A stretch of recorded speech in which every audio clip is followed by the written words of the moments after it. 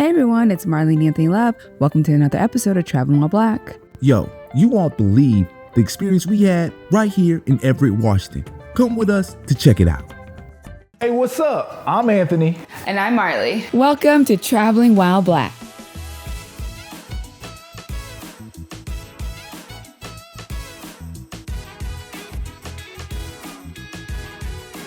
For this episode, we are once again dropping into a place that we've checked out before, this time paying another visit to Everett, Washington. Our last visit to the city north of Seattle was in 2021.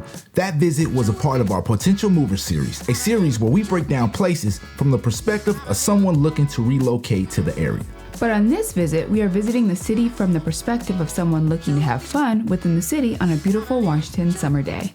Yep, like we said, this visit will be different, from our intent to the difference in seasons. Plus, we were excited to go back and see what differences have occurred within the city itself. Don't worry, if by any chance you aren't familiar with the city of Everett, or you haven't seen episode 83 on our first visit, we will bring you up to speed on some important details about the city.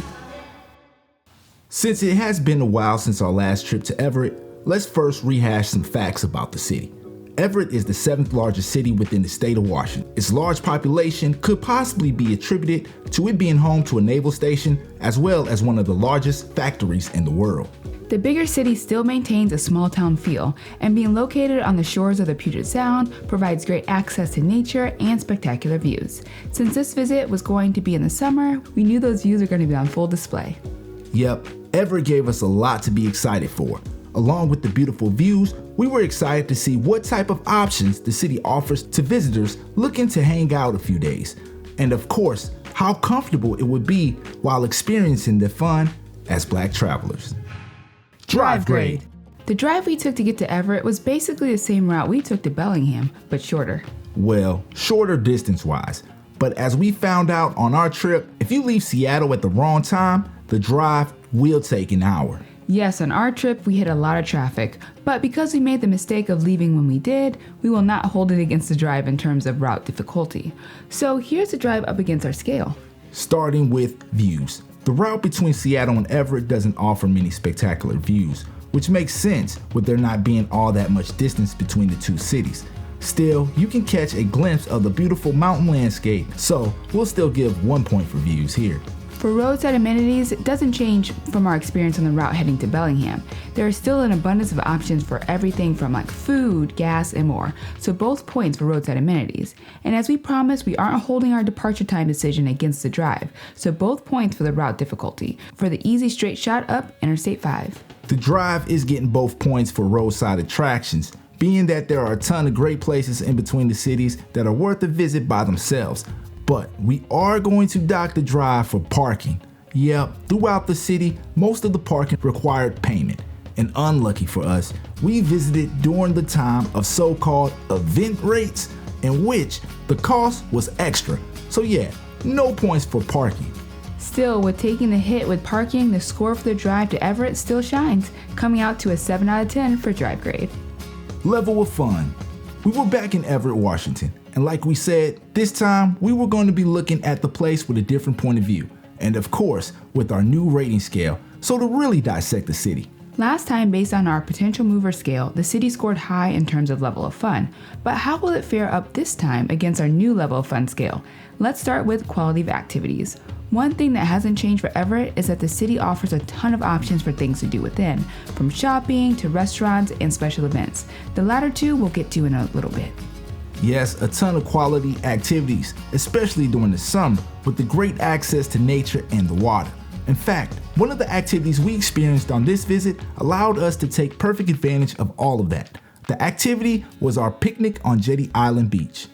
Jetty Island is like its name states, an island that is just offshore from the city of Everett. What makes the island unique, that is, in fact, it is human-made. But the humans who made this island did do their thing, as the island consists of a white sandy beach, which is apparently the longest sandy beach in the Puget Sound. And get this, beautiful people, the ocean water that surrounds the beach is warm. We would always dream that we could comfortably get into the ocean here in the Pacific Northwest, but the water was just too cold for us. Yes, the warm water was a pleasant surprise that we were excited to take advantage of once we were on the island. Prior to hitting the ferry dock for our afternoon reservations, we prepared for our beach picnic by hitting up the Snow Isle Co-op. Their sandwiches are worth fighting the traffic for every day. After we grabbed our bomb sandwiches and other picnic necessities, we then hit the ferry dock to catch our ferry for the 3-minute ride across the water to the island. Once on the island, we checked in and hit the beach to enjoy our picnic and of course dip into the uniquely warm Pacific Ocean water. We had a great time on the island and we will definitely be back. We will definitely be back to Everett for those sandwiches. Ha! For our other activity, we wanted to experience once again Everett's buzzing art culture. We were thrilled to find out that there was a place in Everett where we could experience some really cool artwork within a historic setting. The Apex Art and Culture Center. This historic building, among other things, serves as a venue for everything from concerts to boxing matches. But every day within the building, visitors can also experience the largest and most historically accurate collection and preservation of American graffiti and urban art on canvas in the world, the Dogtown Collection. On our visit, not only were we blown away seeing the beauty of the artwork up close, but our experience was enhanced by getting to tour the exhibit with Glorianne Carswell, aka Baby G, art curator for the American Graffiti and Urban Art Conservation Project.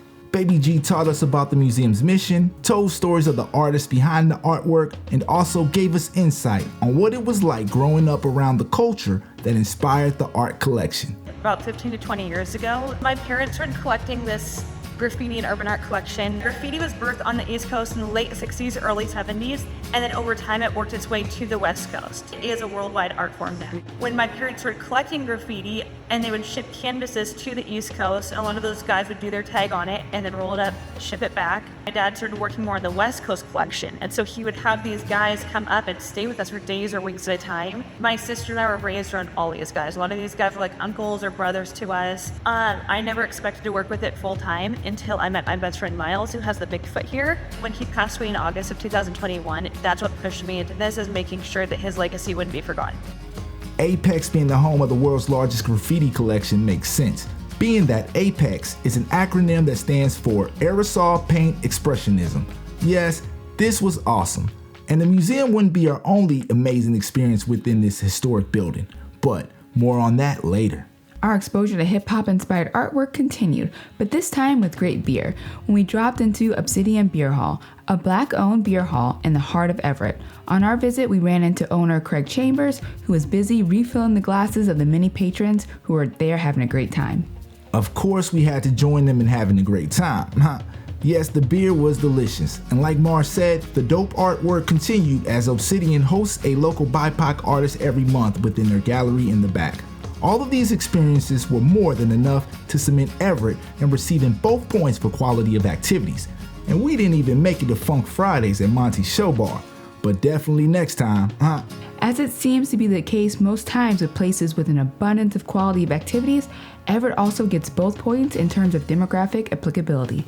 Everett really checks the box for families with kids, not only with the Imagine Children's Museum, but also Everett is the home of the Funko headquarters.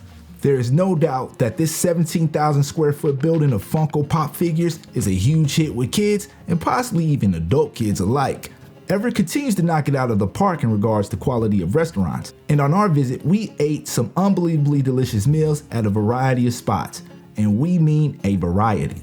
From the flavorful Asian-inspired dishes at Fisherman Jack's to the delicious Italian-inspired meals at Lombardi's.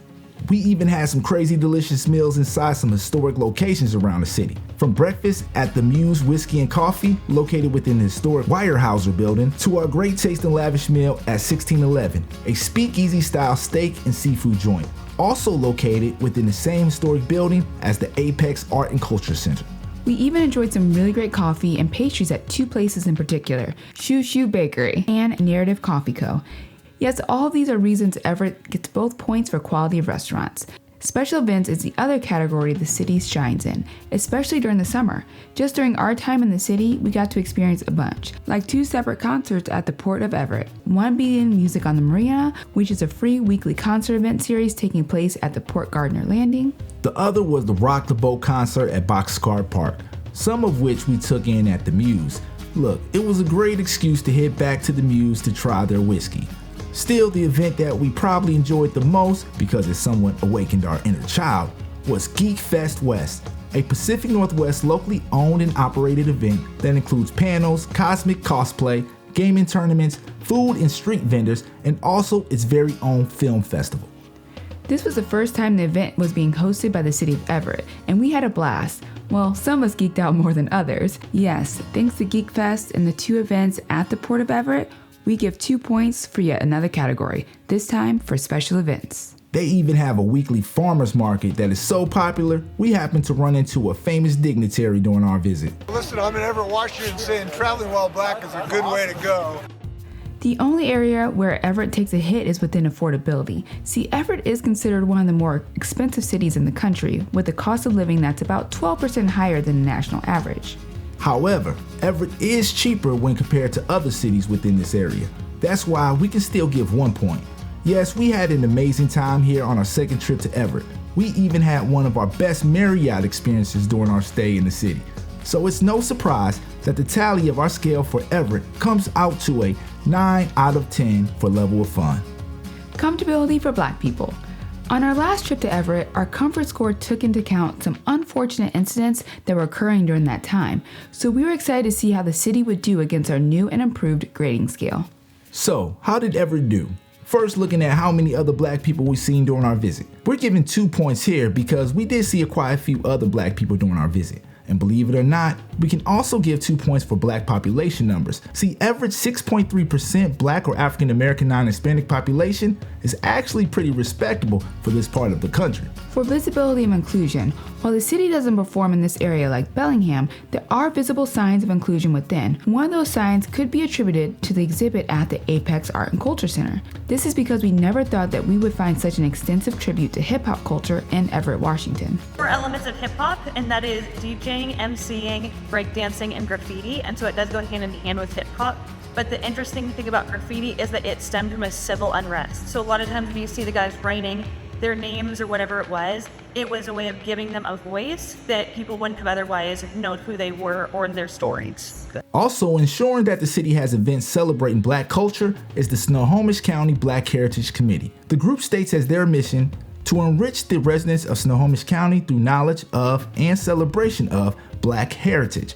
This is accomplished by educating the Snohomish County community about the African American culture, promoting racial harmony, and embracing cultural diversity and inclusion.